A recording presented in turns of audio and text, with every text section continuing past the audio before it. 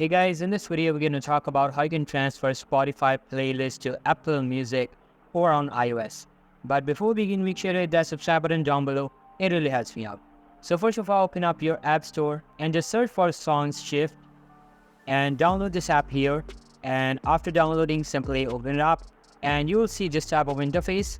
Now just select the iMusic app from the list. But note that you would need a paid plan of iMusic in order to set it as a destination. And after setting up iMusic, add Spotify to the Song Shift app and it will automatically open up the Spotify app and ask you for authorization.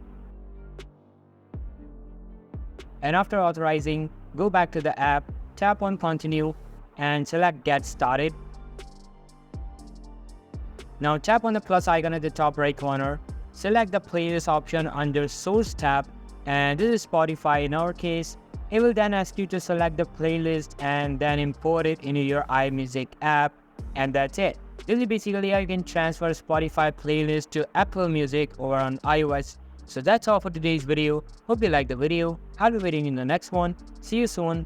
Bye.